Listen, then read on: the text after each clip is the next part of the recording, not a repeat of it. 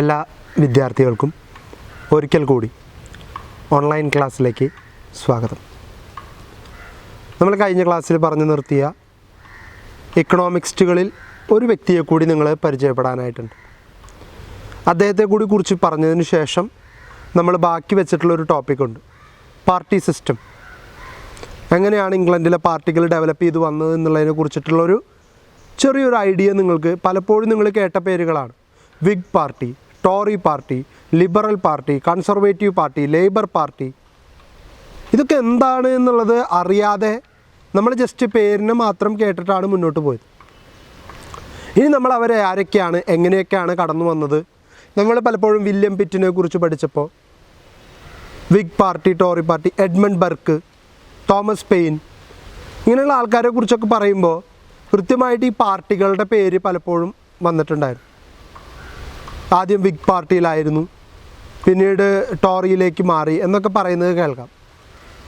അപ്പോൾ അതെങ്ങനെയാണ് party development എന്ന് പറയുന്നത് ഇംഗ്ലണ്ടിൽ സംഭവിച്ചത് എന്നുള്ളതിനെ കുറിച്ചിട്ടുള്ളൊരു പരിചയപ്പെടുത്തലാണ് ആ ഭാഗത്തിൽ വരാനുള്ളത്.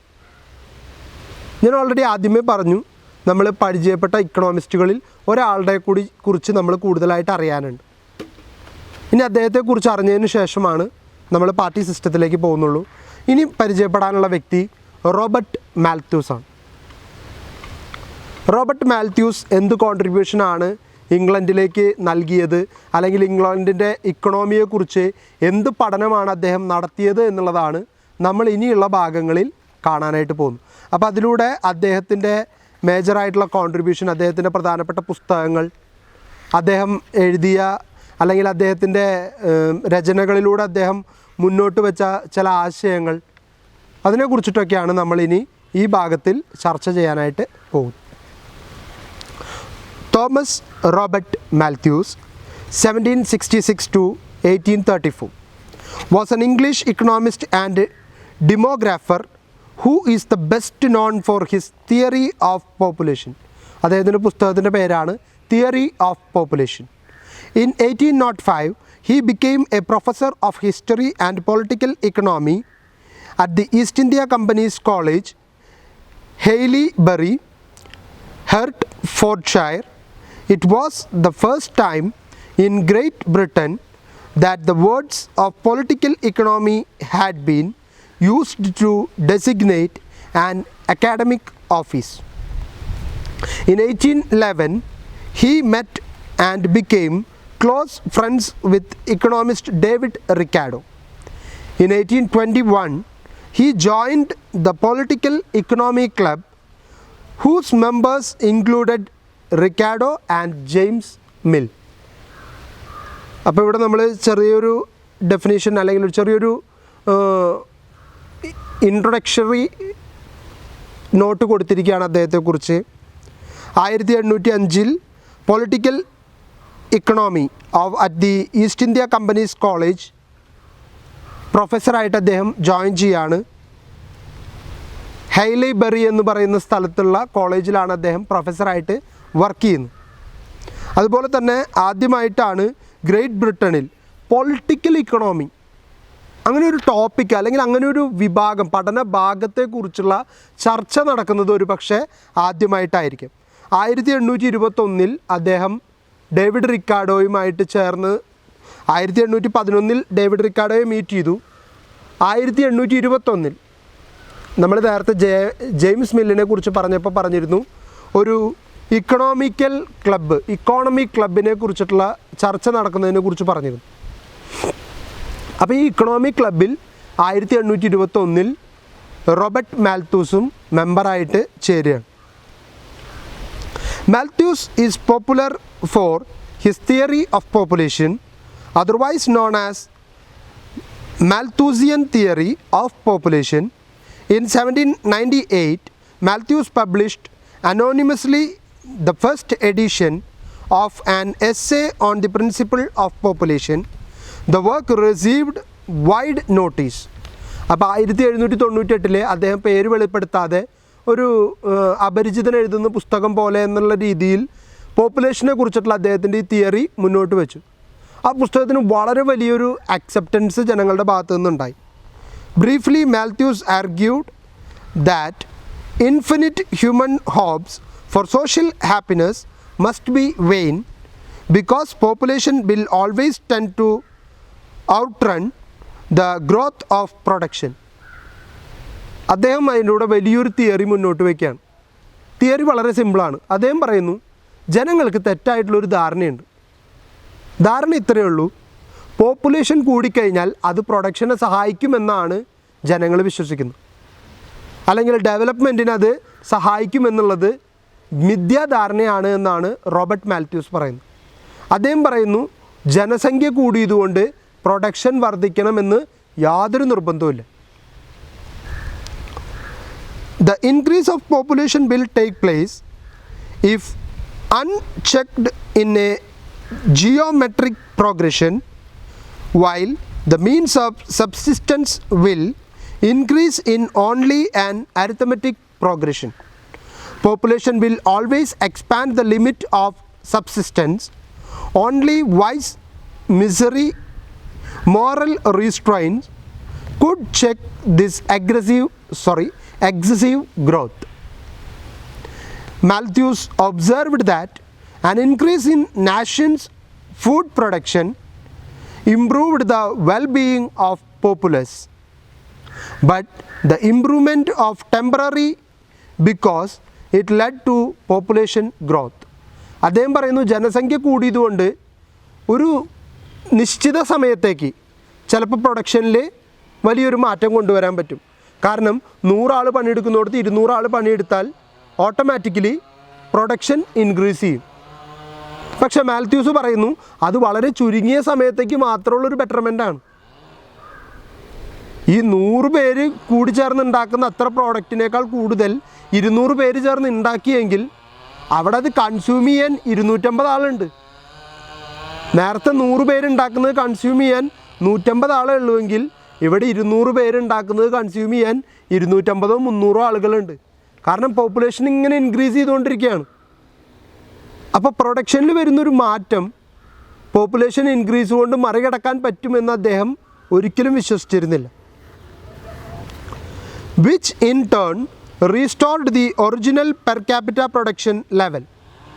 Humans had a propensity to utilize abundance for population growth rather than for maintain a high standard of living. അപ്പോൾ പ്രൊഡക്ഷൻ കൂട്ടാൻ വേണ്ടിയിട്ട് അതിലൂടെ കിട്ടുന്ന ലാഭത്തെ അവരുടെ ലിവിങ് കണ്ടീഷൻ ഉയർത്താനല്ല അവർ ശ്രമിക്കുന്നത്. പോപ്പുലേഷൻ ഇൻക്രീസ് ചെയ്ത് കുട്ടികളുടെ എണ്ണം വർദ്ധിപ്പിച്ച് അവരിലൂടെ ബെറ്റർ ലിവിങ് കണ്ടീഷനിലേക്ക് ഉയരാമെന്നാണ് ഇവർ പ്രതീക്ഷിക്കുന്നത്. പക്ഷേ പോപ്പുലേഷൻ ഇൻക്രീസ് ചെയ്യുന്നത് ഒരു കാരണവശാലും ഒരു രാജ്യത്തിൻ്റെ ഡെവലപ്മെൻറ്റിന് സഹായിക്കില്ല എന്നാണ് റോബർട്ട് മാൽത്യൂസ് പറയാനായിട്ട് ഉദ്ദേശിക്കുന്നത്. Populations had a tendency to grow until the lower class suffered hardship, want and greater susceptibility to famine and disease. Malthus saw population growth as being inevitable whenever economic condition improved. Malthus criticized the poor law for leading to inflation rather than improving the well-being of the poor. He supported taxes on grain imports.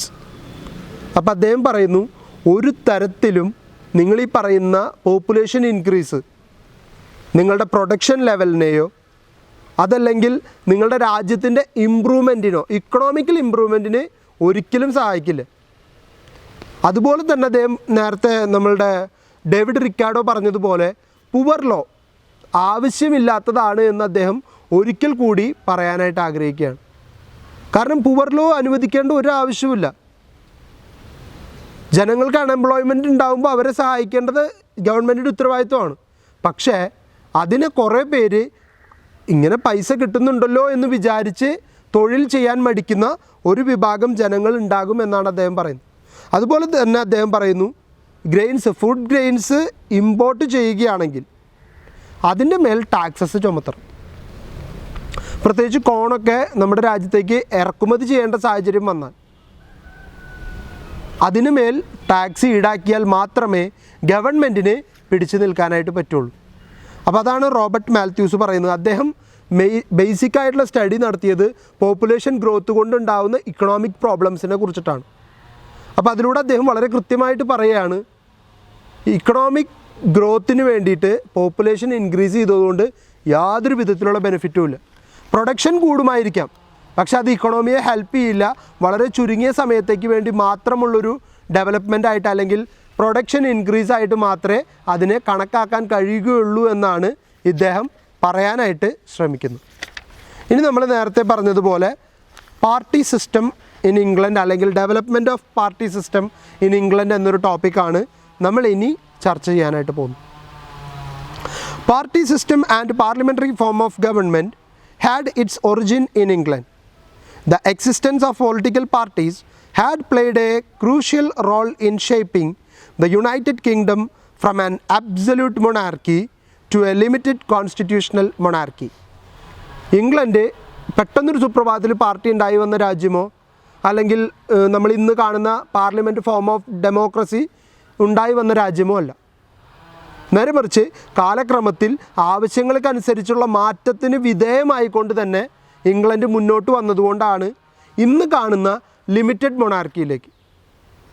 അല്ലെങ്കിൽ നിങ്ങൾ ആലോചിച്ച് നോക്കൂ, king ജോണിൻ്റെ കാലത്തൊക്കെ king Alfred നല്ല ഒരു ഭരണാധികാരിയായിരുന്നു. പക്ഷേ അദ്ദേഹത്തിന് ശേഷം വന്ന കിങ് ജോൺ മുതൽ ചാൾസ് ഇങ്ങനെയുള്ള രാജാക്കന്മാരുടെയൊക്കെ കാലഘട്ടത്തിൽ ശ്രദ്ധിച്ചാൽ കാണാം, തികച്ചും ഏകപക്ഷീയമായിട്ടുള്ള സ്വേച്ഛാധിപത്യപരമായിട്ടുള്ള ഭരണമാണ് നടക്കുന്നത്. അവിടെ ജനങ്ങളുടെ ആവശ്യം എന്തെന്ന് തിരിച്ചറിയാനോ അവർക്ക് വേണ്ട രീതിയിൽ അത് ഡെവലപ്പ് ചെയ്ത് കൊടുക്കാനോ തയ്യാറാകാത്ത ഒരു ഗവൺമെൻറ്. ആ ഗവൺമെൻറ്റിൽ നിന്നും കാലഘട്ടം മാറുന്നതിനനുസരിച്ച് ഇംഗ്ലണ്ട് ഓരോ അവസരത്തിൽ നേടിയെടുത്ത അവകാശങ്ങളുടെ ഭാഗമായിട്ടാണ് ഇന്ന് കാണുന്ന ലിമിറ്റഡ് മൊണാർക്കിയിലേക്ക് ഇംഗ്ലണ്ടിന് എത്തിച്ചേരാൻ സാധിച്ചത്. അപ്പോൾ അതൊരു വലിയ ഡെവലപ്മെൻറ്റാണ്.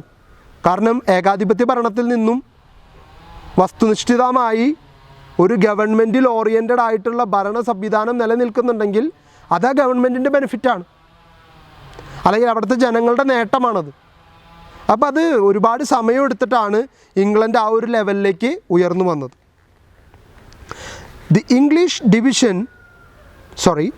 It is further admitted that its corollary, government by party connection, was also originated in England. The English division into Whigs and Tories marked the beginning of all modern political parties of England.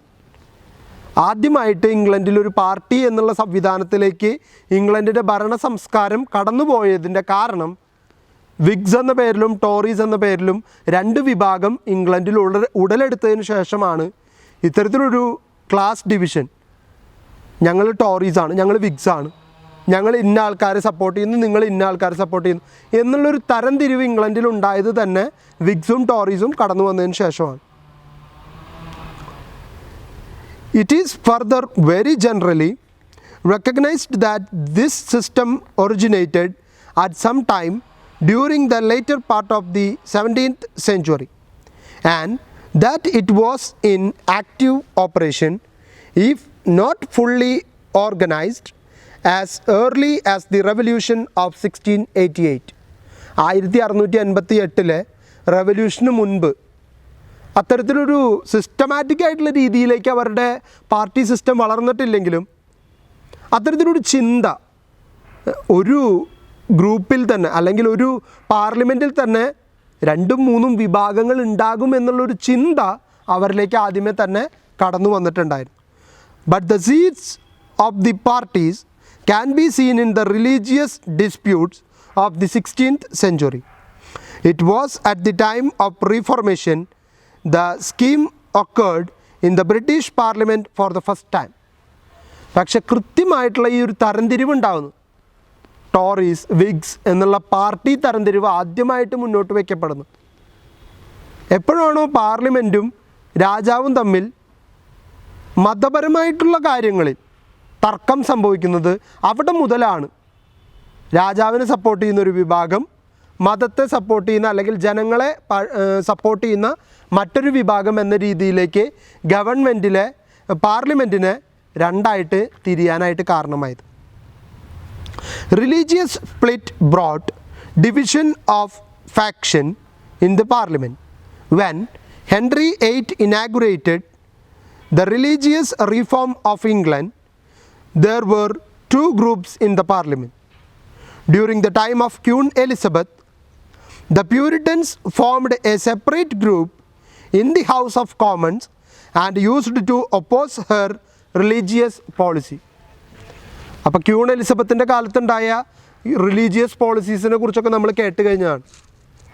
ആൾ വളരെ റിജിഡായിട്ടും വളരെ സ്ട്രിക്റ്റായിട്ടും religious പോളിസികൾ implement ചെയ്തിരുന്ന രാജ്ഞിയായിരുന്നു.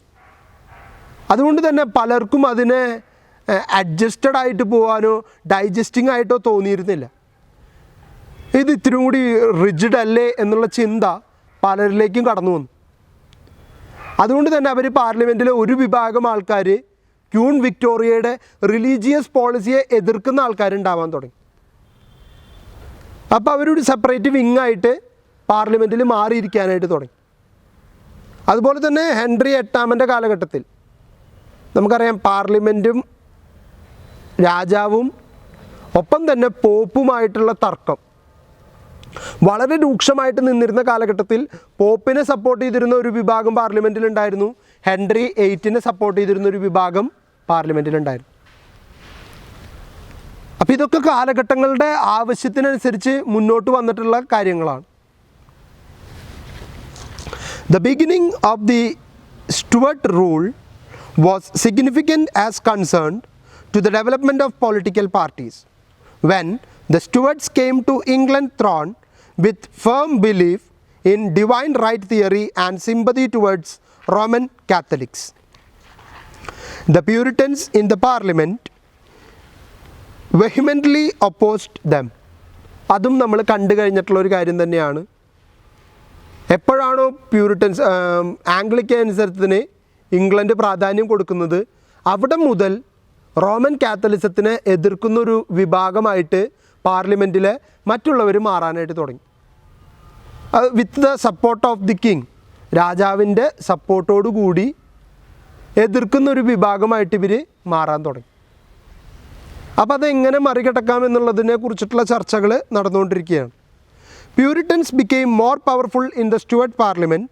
The rivalry between the king and the parliament culminated in the Civil War of 1642 to 1648. Those who supported the king were called Cavaliers and their opponent were nicknamed Roundheads. രണ്ട് വിഭാഗം, പാർലമെൻറ്റിൽ തന്നെയുള്ള രണ്ട് വിഭാഗം.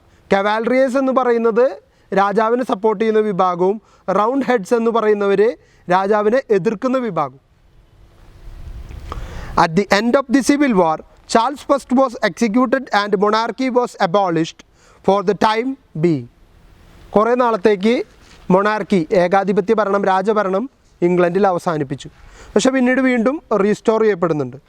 The next stage in the history of the party system was the period of restoration. It was then that the two great historic parties, the Whigs and the Tories, were formed. The Cavalier Parliament of Charles II passed a series of law called Cavaldron Code to eliminate the Catholic influence from all sectors of government, while the Parliament was continuing with its anti-Catholic measures. Charles dismissed his Chancellor Ashley Cooper, Earl of Shaftesbury. Then Shaftesbury became the leader of the opposition in the Parliament. The king formed a new ministry under the direction of Thomas Osborne, the Earl of Danby and Lord Treasurer. Since Danby was a Cavalier and the staunch Anglican, his appointment silenced the Commons for the time being. അപ്പോൾ ഓരോ കാലഘട്ടത്തിലും ഉണ്ടായിട്ടുള്ള party സിസ്റ്റത്തിലേക്ക് വന്നിട്ടുള്ള മാറ്റങ്ങൾ അല്ലെങ്കിൽ അതിനുള്ള contributions എന്തൊക്കെയാണെന്നുള്ളതിനെ കുറിച്ചിട്ടാണ് ഇവിടെ പറയുന്നത്. അതിലൂടെ കൃത്യമായിട്ട് പറയാണ്, ആദ്യമായിട്ട് ചാൾസ് ഫസ്റ്റിൻ്റെ കാലഘട്ടത്തിൽ അദ്ദേഹത്തെ കൊന്നതിന് ശേഷം കുറേ കാലം രാജാവില്ലാത്ത അവസ്ഥ. പിന്നീട് വീണ്ടും റീസ്റ്റോറേഷൻ നടക്കുന്നു. ചാൾസ് സെക്കൻഡ് അധികാരത്തിൽ വരുന്നു. ചാൾസ് സെക്കൻഡ് പ്യൂരിറ്റൻ ആയതുകൊണ്ട് തന്നെ കാത്തലിക്സിനെ കണ്ണെടുത്താൽ കണ്ടുകൂടാ. അപ്പോൾ കാത്തലിക്സിനെ എതിർക്കുന്ന തരത്തിലുള്ള പല നിയമങ്ങളും അദ്ദേഹത്തിന് പാസ്സാക്കേണ്ടതായിട്ട് വന്നു. അപ്പോൾ അതേ തുടർന്നുണ്ടായിട്ടുള്ള ഒരു ആൻറ്റി കാത്തലിക് മെഷർ അല്ലെങ്കിൽ ആൻറ്റി കാത്തലിക് മൂവ്മെൻറ്റ് എന്ന് പറയുന്നത് ബ്രിട്ടനിൽ വളരെ കൂടുതലായിക്കൊണ്ടിരിക്കുന്ന സമയം. അപ്പോൾ ആ സമയത്താണ് കാത്തലിക്കായിരുന്ന ഒരു ഏളിനെ പുറത്താക്കുന്നത്. ഷാഫ്റ്റ്സ്ബറി എന്ന് പറയുന്ന കൗണ്ടിയിലെ ഏളായിട്ടുള്ള വ്യക്തിയെ പുറത്താക്കുന്നു. ഡാൻബൈയിലെ ഏളിനെ പുതിയ നേതൃത്വത്തിലേക്ക്, ചാൻസലർ എന്ന പോസ്റ്റിലേക്ക് കൊണ്ടുവരുന്നു. അപ്പോൾ അതുകൊണ്ട് തന്നെ പുറത്താക്കപ്പെട്ട ആഷ്ലി കൂപ്പർ എന്ന് പറയുന്ന ഏള് രാജാവിനെതിരായിട്ട് തിരിയുകയും അദ്ദേഹത്തിൻ്റെ കീഴിൽ ഒരു വിഭാഗം രാജാവിനെതിരായിട്ട് പോരാടുകയും ചെയ്തു. The last 10 years of Charles II's reign from the one of the most complicated period in the political history of England. It was then that the two great historic parties, the Whigs and Tories, were formed. അപ്പോൾ Charles സെക്കൻഡിൻ്റെ ഭരണത്തിൻ്റെ അവസാനത്തെ ഒരു 10 വർഷത്തിലാണ് ശരിക്കും ടോറീസ് and വിഗ്സ് എന്ന പേരിൽ 2 പാർട്ടികളായിട്ട് അവർ രൂപീകരിക്കപ്പെടുന്നു. അതുവരെ അത്തരത്തിലുള്ള സ്പ്ലിറ്റപ്പുകൾ പലതും സംഭവിച്ചിട്ടുണ്ട്. നമ്മൾ നേരത്തെ പറഞ്ഞ പോലെ കവാലിയേഴ്സ്, റൗണ്ട് ഹെഡ്സ് എന്നൊക്കെ പറയുന്ന പോലത്തെ വിഭാഗങ്ങളൊക്കെ ഉണ്ടായിരുന്നു. പക്ഷേ വിഗ് പാർട്ടി, ടോറി പാർട്ടി എന്ന പേരിൽ 2 പാർട്ടിയാകുന്നത് ചാൾസ് സെക്കൻഡിൻ്റെ ഭരണത്തിൻ്റെ അവസാനത്തെ ഒരു 10 കൊല്ലത്തിനിടയിലാണ്. Danby made it his business to form a court party, later called Tory party, from the Cavaliers. കവാലിയേഴ്സിൽ നിന്ന്, അതായത് രാജാവിനെ സപ്പോർട്ട് ചെയ്യുന്ന ആൾക്കാരിൽ നിന്നാണ് എന്തു വരുന്നത്? Court party. കോർട്ട് എന്ന് വെച്ചാൽ രാജാവിൻ്റെ സഭയെയാണ് കോർട്ട് എന്ന് പറയുന്നത്. അപ്പോൾ രാജാവിനെ സഹായിക്കുന്ന അല്ലെങ്കിൽ രാജാവിനെ സപ്പോർട്ട് ചെയ്യുന്നവരുടെ പാർട്ടി എന്നുള്ള അർത്ഥത്തിലാണ് കോർട്ട് പാർട്ടി എന്നുള്ള പേരിൽ ആദ്യമായിട്ടൊരു പാർട്ടി രൂപീകരിക്കപ്പെടുന്നത്. പിന്നീട് അത് ടോറി എന്ന പേര് സ്വീകരിക്കുകയായിരുന്നു. The base of this party was devotion to the crown, need and to the Church of England. അപ്പോൾ അവരുടെ ഏറ്റവും പ്രധാനപ്പെട്ട ലക്ഷ്യം എന്ന് പറയുന്നത്, അല്ലെങ്കിൽ അവരുടെ ഒരു പാർട്ടിയുടെ ആവശ്യം എന്ന് പറയുന്നത് രാജാവിന് സപ്പോർട്ട് ചെയ്യുക, ഒപ്പം തന്നെ ആംഗ്ലിക്കൻ ചർച്ചിന് വേണ്ട എല്ലാ കാര്യങ്ങളും ചെയ്യാനായിട്ട് ശ്രമിക്കുക. Danby was the first party manager of England. He understood the art of holding a party together by patronage, that is to say, by the award of minor offices to faithful men. At the same time, country party, later called Whigs, was formed in the opposition to the court party. The founder of this party was Anthony Ashley Cooper, earl of Shaftesbury. നമ്മൾ നേരത്തെ പറഞ്ഞ 2 വ്യക്തികൾ തന്നെയാണ്. നേരത്തെ നമ്മൾ പറഞ്ഞ Ashley Cooper, പുറത്താക്കപ്പെട്ട ഏള്, അദ്ദേഹത്തിൻ്റെ കീഴിൽ കൺട്രി, ജനങ്ങൾക്ക് വേണ്ടിയിട്ടുള്ളൊരു പാർട്ടി എന്ന രീതിയിൽ കൺട്രി പാർട്ടിയും, അതിനെ വിഗ്സ് എന്ന് പിന്നീട് വിളിക്കുന്നു. അതേസമയം അദ്ദേഹത്തെ പുറത്താക്കി പുതിയ ചാൻസലറായിട്ട് വന്ന ഡാൻബേ, അദ്ദേഹത്തിൻ്റെ പേര് പറഞ്ഞിട്ടില്ല, ഡാൻബേ എന്ന് പറയുന്നത് കൗണ്ടിയുടെ പേര് മാത്രമാണ്. അപ്പോൾ ഈ ഡാൻബേയുടെ നേതൃത്വത്തിൽ വന്ന കോർട്ട് പാർട്ടി പിന്നീട് ടോറീസ് ആയിട്ട് മാറാണ്. ഒരു കാരണവശാലും നിങ്ങൾക്ക് തെറ്റരുത്. രാജാവിനെ സപ്പോർട്ട് ചെയ്യുന്ന കവാലിയേഴ്സിൽ നിന്നും തിരഞ്ഞെടുക്കപ്പെട്ട ഒരു വിഭാഗമാണ് കോർട്ട് പാർട്ടി എന്ന പേരിൽ രൂപീകൃതമായി വളരെ ചുരുങ്ങിയ കാലം കൊണ്ട് തന്നെ അവർ ടോറി പാർട്ടി എന്ന പേര് സ്വയം സ്വീകരിച്ചു. രാജാവിനെ എതിർത്തിരുന്ന റൗണ്ട് ഹെഡ്സും അവരുടെ നേതാവായിരുന്ന ആഷ്ലി കൂപ്പറും ചേർന്നിട്ടാണ് കൺട്രി പാർട്ടി എന്ന പേരിലൊരു പാർട്ടി രൂപീകരിക്കുന്നത്. അതും പിന്നീട് പേര് മാറ്റുന്നു, വിഗ് പാർട്ടി എന്ന പേര് സ്വയം സ്വീകരിക്കുന്നു. Just as Danby was party manager in the house of commons, Shaftesbury was the first organiser of popular opinion outside the house. He formed great ribbon club in Chancery Line, and from there organized a system of propaganda carried on by writers and speakers all over the country. അപ്പോൾ ഇവിടെ ഒരാൾ പാർലമെൻറ്റിൻ്റെ ഉള്ളിൽ നിന്നുകൊണ്ട് ഇവരെ എതിർക്കുമ്പോൾ ഷാപ്സ്ബറി അതായത് Ashley Cooper എന്ത് ചെയ്തു, പുറത്തു നിന്നുകൊണ്ട് എങ്ങനെ പബ്ലിക് ഒപ്പീനിയൻ ക്രിയേറ്റ് ചെയ്യാം, അതിലൂടെ ഒരു പ്രൊപ്പഗാൻഡ മാനേജ് ചെയ്തുണ്ടാക്കി അതിനെ എങ്ങനെ ജനങ്ങളുടെ അടുത്തേക്ക് എത്തിക്കാം എന്നുള്ളതിനെ കുറിച്ചിട്ടുള്ള ചർച്ചകളും അതിനു വേണ്ടിയിട്ടുള്ള പ്രവർത്തനങ്ങളും നടത്തിക്കൊണ്ടിരിക്കുകയായിരുന്നു. അപ്പോൾ അദ്ദേഹം എന്ത് ചെയ്തു, രാജ്യത്ത് സ്പീക്കേഴ്സായിട്ടുള്ള തിങ്കേഴ്സായിട്ടുള്ള ആൾക്കാരെയൊക്കെ വിളിച്ചു ചേർത്ത് ഒരു അജണ്ട സെറ്റ് ചെയ്ത് ഒരു പ്രൊപ്പഗാൻഡ ക്രിയേറ്റ് ചെയ്ത് അത് ജനങ്ങളുടെ ഉള്ളിലേക്ക് എത്തിക്കുകയും അതിലൂടെ അത് പാർലമെൻറ്റിൻ്റെ പുറത്ത് നിന്നുകൊണ്ട് തന്നെ അത് രാജ്യത്തിൻ്റെ ഒരു ആവശ്യമാക്കി മുന്നോട്ട് വയ്ക്കാനും അദ്ദേഹം ശ്രദ്ധിച്ചുകൊണ്ടേയിരുന്നു. The exclusion bill crisis 1679-81 was an important stage in the development of party system in England. In 1679, Charles II dissolved the Cavalier Parliament to save Danby from impeachment. Another parliament was convened in the same year. The new parliament continued the impeachment procedure and imprisoned Danby for 5 years. അപ്പോൾ ഇവിടെ ഒരു exclusion bill crisis എന്ന പേരിൽ ഒരു bill പാസ്സാക്കുകയാണ്.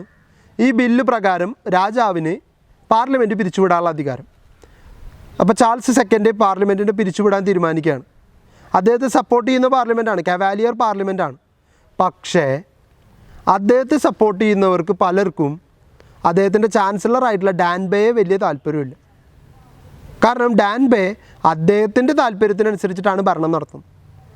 അതുകൊണ്ട് അദ്ദേഹത്തെ പുറത്താക്കണമെന്നുള്ള പേരിൽ ഒരു ഇംപീച്ച്മെൻറ്റ് അത് മുന്നോട്ട് വയ്ക്കുകയും അത് മുന്നോട്ട് വെച്ച ആളുകളെ പുറത്താക്കിക്കൊണ്ട് രാജാവ് പുതിയൊരു പാർലമെൻറ്റിനെ ക്രിയേറ്റ് ചെയ്യുകയും ചെയ്തു. പക്ഷേ പുതിയ പാർലമെൻറ്റ് എന്ത് ചെയ്തു, ഇംപീച്ച്മെൻറ്റ് പ്രൊസീജിയറായിട്ട് മുന്നോട്ട് പോയി ഡാൻബേയെ പിടിച്ച് പുറത്താക്കുകയും 5 വർഷം അദ്ദേഹത്തെ ജയിലിലടക്കുകയും ചെയ്തു. It was done by the parliament to assert the principle that ministers are responsible to the parliament for their action. In 1679, an exclusion bill was brought in and read before the 3 parliaments which Charles summoned and dissolved in the course of the next 2 years. The bill was intended to exclude James, the Duke of York, from the succession to the throne of England and on the ground that he was a Roman Catholic. അപ്പോൾ ഒരു exclusion ബില്ലിനെ കുറിച്ച് പറഞ്ഞിരുന്നു.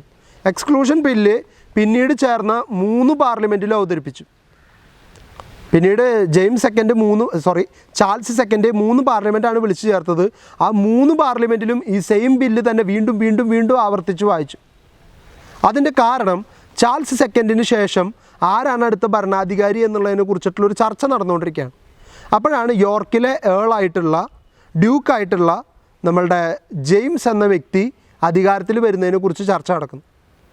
അദ്ദേഹം Roman Catholic ആയതുകൊണ്ട് തന്നെ അദ്ദേഹത്തെ അധികാരത്തിൽ വരുന്നതിൽ നിന്ന് തടയുന്നതിന് വേണ്ടിയിട്ടാണ് പാർലമെൻറ്റ് എക്സ്ക്ലൂഷൻ ബില്ല് 3 തവണയും പാർലമെൻറ്റിൽ അവതരിപ്പിച്ചത്. The architect of this bill was Earl of Shaftesbury, the leader of Country Party. Both the Anglican and Puritans were united in the matter of exclusion. Charles II avoided the passage of the exclusion bill by dissolving the parliament. അപ്പോൾ ആംഗ്ലിക്കൻസും പ്യൂരിറ്റൻസും ഒക്കെ ഇവരുടെ കൂടെ ചേർന്നു, country പാർട്ടിയുടെ കൂടെ ചേർന്നു. എന്തിനു വേണ്ടി? ഇവർക്ക് ആർക്കും അംഗീകരിക്കാൻ കഴിയാത്ത കാര്യമാണ് റോമൻ കാത്തലിക്സിൻ്റെ നിന്നൊരു വ്യക്തി ഇവരെ ഭരിക്കാനായിട്ട് കടന്നു വരുന്നു. അപ്പോൾ അതിനെ ശക്തമായിട്ട് എതിർക്കുന്നതിൻ്റെ ഭാഗമായിട്ട് എല്ലാവരും അതിനെ എതിർക്കാനായിട്ട് മുന്നിട്ടിറങ്ങി. അപ്പോൾ എല്ലാവരുടെയും ഈ എതിർപ്പിനെ അവഗണിച്ചുകൊണ്ട് ചാൾസ് സെക്കൻഡ് എന്ത് ചെയ്തു, എക്സ്ക്ലൂഷൻ ബില്ലിൽ നിന്നും ഈ ഒരു എക്സ്ക്ലൂഷൻ എന്നുള്ള ഭാഗം മാറ്റിയതിന് ശേഷം അത് പാസ്സാവാതിരിക്കാൻ വേണ്ടി പാർലമെൻറ്റിനെ പിരിച്ചുവിടാൻ തീരുമാനിച്ചു. He never summoned another parliament and the exclusion bill was never passed. The Country Party then started sending petition to King to summon the parliament to discuss the issue. അപ്പോൾ അദ്ദേഹം ബുദ്ധിപരമായിട്ടൊരു തീരുമാനം എടുത്തു, ഇനി പാർലമെൻറ്റ് വിളിച്ചു ചേർക്കുന്നില്ല. പാർലമെൻറ്റ് വിളിച്ചാലല്ലേ ഈ ബില്ലിനെ കുറിച്ച് ചർച്ച ചെയ്യാൻ പറ്റുള്ളൂ, ഇത് പാസ്സാക്കി എടുക്കാൻ പറ്റുള്ളൂ. ബില്ലിനെ കുറിച്ച് ചർച്ചയുമില്ല, ബില്ല് പാസ്സാക്കുന്നുമില്ല. അതുകൊണ്ട് ഇനിയൊരു പാർലമെൻറ്റ് വിളിച്ചു ചേർക്കുന്നില്ല. അപ്പോൾ ഈ സമയത്ത് കൺട്രി പാർട്ടി ഒരുപാട് ശ്രമിച്ചു നോക്കി ഒരു പുതിയ പാർലമെൻറ്റ് വിളിച്ചു ചേർക്കാനും ആ യോഗത്തിൽ ഈ ബില്ലിനെ കുറിച്ച് ചർച്ച ചെയ്യാനും അനുവദിക്കണമെന്ന് പറഞ്ഞുകൊണ്ട് ഒരുപാട് പെറ്റീഷൻസ് രാജാവിൻ്റെ മുൻപിലേക്ക് നിരന്തരം സമർപ്പിച്ചുകൊണ്ടിരുന്നു. പക്ഷെ അതൊന്നും മുഖവിലയ്ക്ക് എടുക്കാൻ ചാൾസ് സെക്കൻഡ് തയ്യാറായില്ല. The court party then met the challenge by sending counter petition expressing their abhorrence of the schemes of their opponents.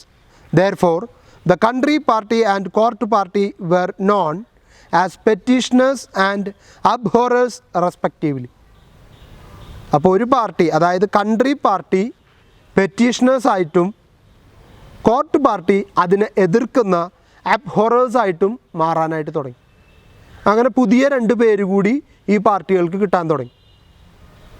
അതിലേക്കൊക്കെ നമുക്ക് പോവാം. പെറ്റീഷണേഴ്സിലേക്കും അബ്ഹൊറേഴ്സിലേക്കും പോയില്ലെങ്കിലും കുഴപ്പമില്ല. കൺട്രി പാർട്ടി എന്താണെന്നും കോർട്ട് പാർട്ടി എന്താണെന്നും കൃത്യമായിട്ട് മനസ്സിലാക്കിയിരിക്കണം. It was during the exclusion bill debates that the famous names Whigs and Tories were first applied to the rival parties. അപ്പോൾ ഈ എക്സ്ക്ലൂഷൻ ബില്ല് എപ്പോഴാണോ ചർച്ച ചെയ്യപ്പെട്ടത് ആ ഒരു അവസരത്തിലാണ് ആദ്യമായിട്ട് ടോറി പാർട്ടി, വിഗ് പാർട്ടി എന്നുള്ള പേരൊക്കെ വരുന്നു. അപ്പോൾ മറക്കരുത്, ടോറി പാർട്ടി എന്ന് പറയുന്നത് കോർട്ട് പാർട്ടീനെയാണ്. രാജാവിനോട് അടുപ്പമുള്ള കോർട്ട് പാർട്ടീനെയാണ് ടോറീസ് എന്ന് വിളിക്കുന്നത്. രാജാവിനെ എതിർക്കുന്ന ജനങ്ങളുടെ നേതൃത്വത്തിലുള്ള കൺട്രി പാർട്ടീനെയാണ് വിഗ് പാർട്ടി എന്ന പേരിൽ പിന്നീട് അറിയപ്പെടുന്നത്. Both names were terms of abuse. Whig mean a horse driver in a Scottish Gaelic, and Tory means outlaw in the Irish Gaelic language. This shims during the exclusion bill crisis served as the starting point of the formation of political parties in England. It should not be noted, however, the real party distinction did not clarify until a later time. അപ്പോൾ ഇവിടെ wig party, Tory party എന്ന 2 പേര് സ്വീകരിച്ചപ്പോഴും വലിയൊരു പ്രശ്നം അവർ അഭിമുഖീകരിച്ചു. ഇതിൻ്റെയൊക്കെ അർത്ഥം വളരെ മോശവൽക്കരിക്കപ്പെട്ട അർത്ഥമാണ്. ഇപ്പോൾ ഉദാഹരണം പറയുകയാണെങ്കിൽ വിഗ് എന്ന് പറഞ്ഞു കഴിഞ്ഞാൽ സ്കോട്ടിഷ് ലാംഗ്വേജിൽ ഹോഴ്സ് റൈഡർ എന്നാണ്, കുതിരയോടിക്കുന്നവൻ എന്ന് മാത്രമാണ് അർത്ഥം. അപ്പോൾ അതൊരു പാർട്ടിക്ക് ഇട്ടാൽ അത് ആ പാർട്ടിയെ അപമാനിക്കുന്നതിന് തുല്യമല്ലേ എന്നുള്ളൊരു ചിന്ത അല്ലെങ്കിൽ ഒരു ചോദ്യം ആദ്യമേ ഉയർന്നു വന്നിരുന്നു. അപ്പോൾ അതിനെന്ത് പരിഹാരം കാണാമെന്നുള്ളതിനെ കുറിച്ചിട്ട് അവർ ആലോചിച്ചിരുന്നു. പക്ഷേ ഇപ്പോഴത്തെ സാഹചര്യത്തിൽ വിഗ്സ് ആൻഡ് ടോറീസ് എന്ന പേരിൽ നിലനിൽക്കുകയും അവരുടെ ആവശ്യങ്ങൾ നേടിയെടുക്കുകയുമാണ് വേണ്ടത് എന്നുള്ള തിരിച്ചറിവ് കൊണ്ട് പേര് മാറ്റാനൊന്നും തൽക്കാലം നിന്നില്ല. പേര് മാറ്റലൊക്കെ പിന്നീട് ആവാമെന്ന് വിചാരിച്ച് അവർ വിഗ്സ് ആൻഡ് ടോറീസ് എന്ന പേരിൽ തന്നെ തുടരാനായിട്ട് തീരുമാനിച്ചു. The term of Whig and Tory were used more as tendencies to support an opinion in policy. The Tories came to represent and support Anglican Church, the gentry, and the maintenance of a relatively strong monarchy. അപ്പോൾ Tory പാർട്ടികൾ 2 പേരൊന്നും മാറ്റിയില്ല, ഈ ഒരു പേര് തന്നെയാണെങ്കിലും തൽക്കാലം അഭിപ്രായം രേഖപ്പെടുത്താൻ ഈ ഒരു പേര് തന്നെ മതി എന്നുള്ള തീരുമാനത്തിൽ അവർ മുന്നോട്ട് പോകാൻ ഉദ്ദേശിക്കുകയാണ്. അപ്പോൾ അങ്ങനെ മുന്നോട്ട് പോകുമ്പോൾ അവരുടെ മുൻപിലുള്ള ഏറ്റവും വലിയ വെല്ലുവിളി എന്ന് പറയുന്നത് ടോറി പാർട്ടി എപ്പോഴും ആംഗ്ലിക്കൻ ചർച്ചിനെ സപ്പോർട്ട് ചെയ്ത്, നോബിൾ കാറ്റഗറിയെ സപ്പോർട്ട് ചെയ്ത്, ഒപ്പം തന്നെ രാജഭരണം വേണം എന്നാവശ്യപ്പെടുന്ന വിഭാഗമാണ്. കാരണം അവർ കോർട്ട് പാർട്ടിയാണ്, അവർ രാജാവിൻ്റെ കൂടെ നിൽക്കേണ്ടവരാണ്, രാജാവിന് വേണ്ടി മാത്രം പ്രവർത്തിക്കുന്ന വിഭാഗമാണ്. അപ്പോൾ അതുകൊണ്ട് തന്നെ അവരുടെ ആവശ്യമെന്ന് പറയുന്നത് മൊണാർക്കി തിരിച്ചു കൊണ്ടുവരണം എന്നുള്ളത് തന്നെയാണ്. On the other hand the Whigs supported non Anglicans. ഇവിടെ വിഗ്സിൻ്റെ ഏറ്റവും വലിയ പ്രത്യേകത എന്ന് പറയുന്നത് നോൺ ആംഗ്ലിക്കൻ, റോമൻ കാത്തലിക്സ് അല്ല, നോൺ ആംഗ്ലിക്കൻ, പ്യൂരിറ്റൻസോ പ്രിസ്ബിറ്റേറിയൻസോ പോലെയുള്ള മതവിഭാഗങ്ങളെ സപ്പോർട്ട് ചെയ്യുന്നവരാണ് ആര്? വിഗ്സ്. കാരണം ടോറീസ് പറയുന്നതിൻ്റെ നേരെ ഓപ്പോസിറ്റാണല്ലോ അവർ ചെയ്യുക. Wealthy middle class people and the later industrial mercantilic interest. അപ്പോൾ അവർക്ക് അത്യാവശ്യം രാജഭരണമല്ല വേണ്ടത്, ഒരു ഡെമോക്രാറ്റിക് ചിന്താഗതിയാണ് മെർക്കൻറ്റലിസം വേണം, ഇൻഡസ്ട്രിയലിസം വേണം, അതുപോലെ തന്നെയുള്ള മറ്റ് ഡെവലപ്മെൻ്റൽ ആറ്റിറ്റ്യൂഡിനോട് വളരെ താല്പര്യം കാണിച്ചിരുന്നവരാണ് വിഗ് പാർട്ടി എന്ന് പറയുന്നവർ.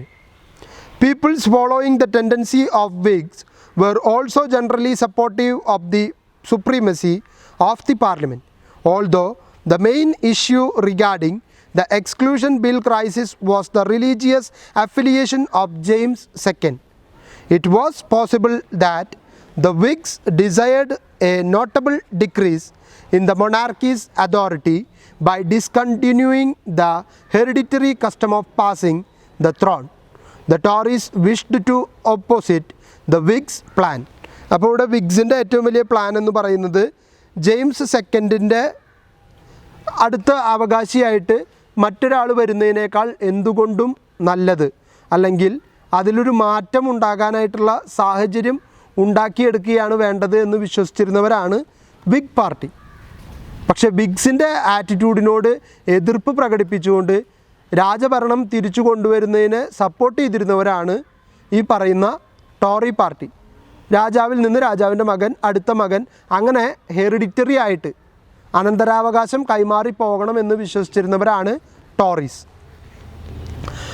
During the glorious revolution in 1688, both Whigs and Tory party cooperated in discontinuing the Stuart dynasty and sitting William III of Orange on the throne of England.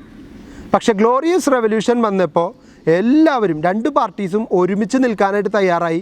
അവർക്കൊരൊറ്റ ലക്ഷ്യം പിന്നെ ഉണ്ടായിരുന്നുള്ളൂ, വില്യം ഓഫ് ഓറഞ്ചിനെ അധികാരത്തിൽ കൊണ്ടുവരികയും അവരെ വളരെ മോശമായിട്ട് ഭരിച്ചിരുന്ന സ്റ്റുവർട്ട് ഡൈനാസ്റ്റിക്ക് അന്ത്യം കുറിക്കുകയും വേണം. It was during this period that the two parties, although their differences were ameliorated to an extent, moved forward another step in fomenting their respective party identities. ആദ്യമായിട്ടാണ് ഈ ഒരു അവസരത്തിൽ മാത്രം ടോറീസും വിഗ് പാർട്ടിയും ഒരുമിച്ച് നിൽക്കുകയും അവർ തമ്മിലുള്ള ആശയ വൈരുദ്ധ്യം മാറ്റി നിർത്തിക്കൊണ്ട് ഒരുമിച്ച് നിന്ന് പോരാടാൻ തയ്യാറാവുകയും ചെയ്ത ഏക അവസരമാണ് ഗ്ലോറിയസ് റെവല്യൂഷൻ എന്ന് പറയുന്നത്. ഒരു പക്ഷേ അതുകൊണ്ട് തന്നെയാണ് ഗ്ലോറിയസ് റെവല്യൂഷൻ വളരെ ഈസി ആയിട്ട് ജയിക്കാനും ഒരു തുള്ളി രക്തം പോലും ചിന്താതെ വില്യം ഓഫ് ഓറഞ്ചിനെ കൊണ്ടുവന്ന് അധികാരത്തിലിരുത്താനും ഉണ്ടായിരുന്ന രാജാവ് ഓടിപ്പോവാനായിട്ടുള്ള സാഹചര്യം ഇംഗ്ലണ്ടിൽ ക്രിയേറ്റ് ചെയ്യപ്പെട്ടത്.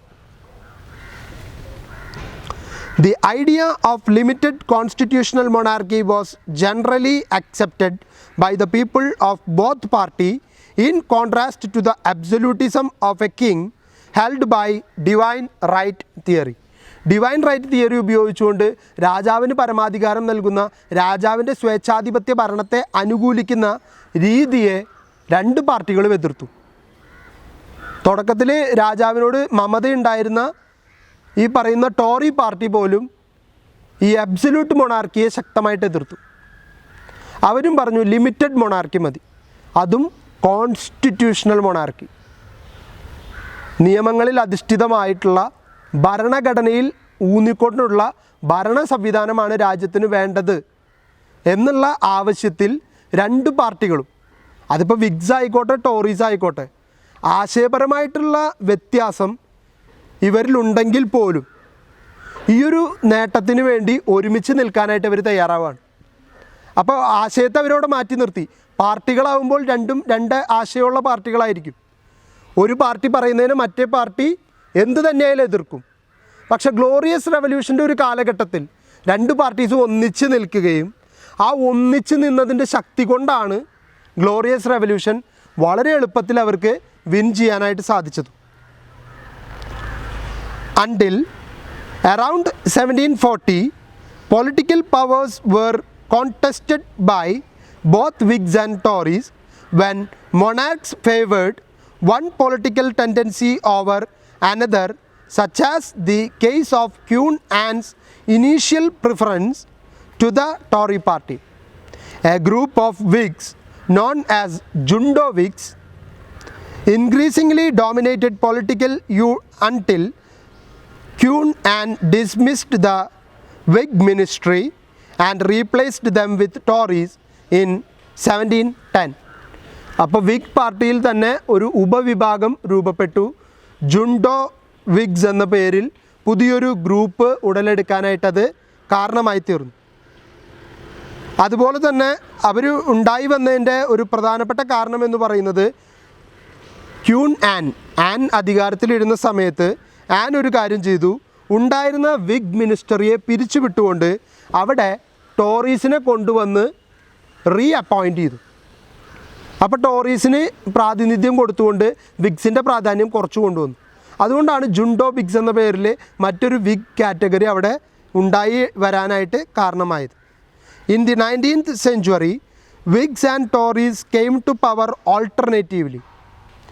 Both parties introduced able ministries under whom England rapidly travelled to progress. Lord Grey, to the Whig leader, opened an era of reforms in 1832. Liberal leaders like Galston transformed the Whig party into a liberal party. The Tories under Robert Peel competed with Whigs and changed the name of the party into Conservative Party. അപ്പോൾ ഇവിടെ ആദ്യമായിട്ടൊരു change വരികയാണ്.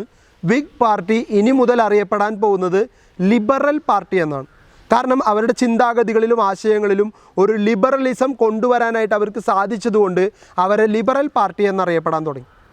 അതേസമയം കാര്യമായിട്ടുള്ള മാറ്റങ്ങൾക്കൊന്നും വിധേയമാകാൻ തയ്യാറാകാതിരുന്ന party ആയതുകൊണ്ട് Tory പാർട്ടിയെ പിന്നീട് അറിയപ്പെട്ടിരുന്ന പേരാണ് കൺസർവേറ്റീവ് പാർട്ടി. ടോറി പാർട്ടി അല്ല, Whigs and changed the name of the party into Conservative party. അത് ടോറീസിൻ്റെ തന്നെയാണ്. Disraeli was the famous Conservative minister of the 19th century and Galston was the great Whig or liberal leader. The appearance of the Labour Party at the beginning of the 20th century considerably reduced the popularity of Liberal Party.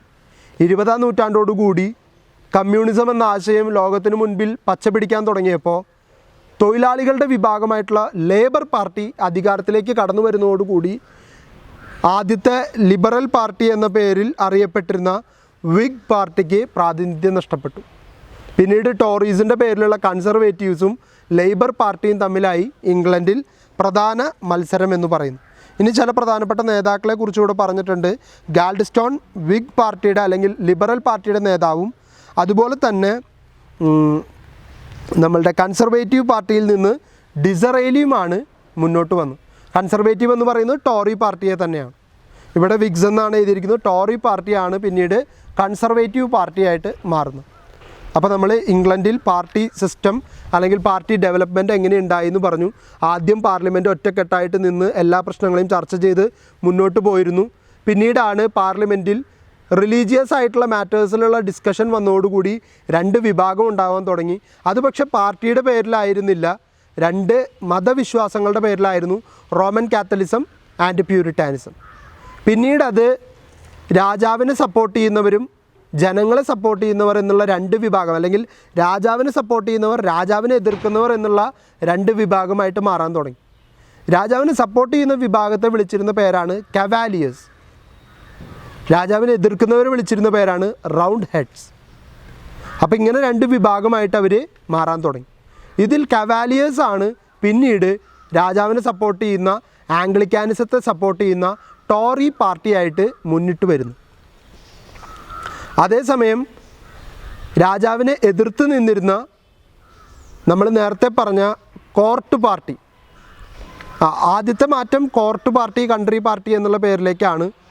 Court പാർട്ടിയായിട്ട് വരുന്നത് നമ്മൾ ഈ പറഞ്ഞ കവാലിയേഴ്സും, country പാർട്ടിയായിട്ട് വരുന്നത് നമ്മളിപ്പോൾ ചർച്ച ചെയ്ത ജനങ്ങളുടെ വിഭാഗമായിട്ടുള്ള അല്ലെങ്കിൽ രാജാവിനെ എതിർക്കുന്ന വിഭാഗമായിട്ടുള്ള റൗണ്ട് ഹെഡ്സും.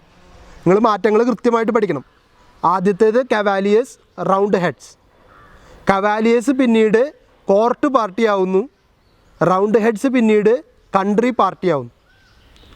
കോർട്ട് പാർട്ടി പിന്നീട് ടോറി പാർട്ടിയായി മാറുന്നു, കൺട്രി പാർട്ടി പിന്നീട് വിഗ് പാർട്ടിയായിട്ട് മാറ്റം വരുന്നു. ഏറ്റവും അവസാനത്തിലേക്ക് കടന്നു വരുമ്പോൾ ലിബറൽ ചിന്താഗതികൾ ഉൾക്കൊള്ളുന്ന പാർട്ടി ആയതുകൊണ്ട് തന്നെ വിഗ് പാർട്ടിയെ ലിബറൽ പാർട്ടി എന്ന പേരിലും അറിയപ്പെടുന്നു. മാറ്റങ്ങൾക്ക് വലിയ പ്രാധാന്യം കൊടുക്കാതിരുന്ന ടോറി പാർട്ടിയെ കൺസർവേറ്റീവ് പാർട്ടി എന്നും വിളിക്കുന്നു.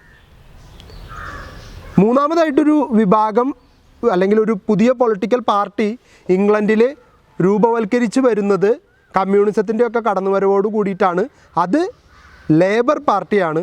ലേബർ പാർട്ടി വന്നതോടുകൂടി മറ്റൊരു പാർട്ടി ഉണ്ടായിരുന്ന ലിബറൽ പാർട്ടിയുടെ പ്രാധാന്യം അവിടെ കുറഞ്ഞു വരികയാണ്. പിന്നീട് കൺസർവേറ്റീവ്സും ലേബർ പാർട്ടിയും തമ്മിലുള്ള മത്സരങ്ങളാണ് ഇംഗ്ലണ്ടിൽ നടക്കുന്നത്. ഇംഗ്ലണ്ടിൻ്റെ പ്രൈം മിനിസ്റ്റർ തെരഞ്ഞെടുപ്പിലൊക്കെ നിങ്ങൾ കൃത്യമായിട്ട് കേൾക്കും. ഇനി കൺസർവേറ്റീവ് പാർട്ടിയുടെ നേതാവായിട്ട് ഇന്നയാൾ തെരേസ മേ, അല്ലെങ്കിൽ ഇപ്പോഴത്തെ അവരുടെ പ്രധാനമന്ത്രി, ഇപ്പോഴത്തെ ബ്രിട്ടൻ്റെ പ്രധാനമന്ത്രി ആരാ? ഇപ്പോഴത്തെ കോവിഡിനെയൊക്കെ തോൽപ്പിച്ച് അദ്ദേഹം വീണ്ടും ഭരണത്തിലേക്ക് കടന്നു വന്നു, ബോറിസ് ജോൺസൺ. അദ്ദേഹം ഏത് പാർട്ടിക്കാരനാണെന്ന് നിങ്ങൾ തന്നെ ഒന്ന് അനലൈസ് ചെയ്ത് നോക്കുക. ഗൂഗിളിലൂടെയോ പത്രത്തിലൂടെയോ ഒക്കെ അതിനെ മനസ്സിലാക്കിയെടുക്കുക. ബോറിസ് ജോൺസൺ ലേബർ പാർട്ടിയാണോ, ലിബറൽ പാർട്ടിയാണോ, കൺസർവേറ്റീവ് ആണോ? ലിബറൽസിൻ്റെ പ്രാധാന്യം കുറഞ്ഞു എന്ന് നമ്മൾ ഓൾറെഡി പറഞ്ഞു കഴിഞ്ഞു. ആ സ്ഥിതിക്ക് ഇപ്പോഴത്തെ പ്രധാനമന്ത്രി ലിബറൽ പാർട്ടിയിൽ നിന്നാവാൻ യാതൊരു സാധ്യതയില്ല. അപ്പോൾ ലേബർ പാർട്ടിയാണോ കൺസർവേറ്റീവ് പാർട്ടിയാണോ എന്നുള്ളത് നിങ്ങൾ കണ്ടുപിടിക്കുക. കൃത്യമായിട്ട് മറക്കാതിരിക്കുക മക്കളെ. തെറ്റുപറ്റാൻ ഒരുപാട് സാധ്യതയുള്ളതുകൊണ്ടാണ് ആദ്യം കവാൽറിയേഴ്സും റൗണ്ട് ഹെഡ്സും. കവാൽറിയേഴ്സ് പിന്നീട് കോർട്ട് പാർട്ടിയാവുന്നു, റൗണ്ട് ഹെഡ്സ് പിന്നീട് കൺട്രി പാർട്ടിയാവുന്നു.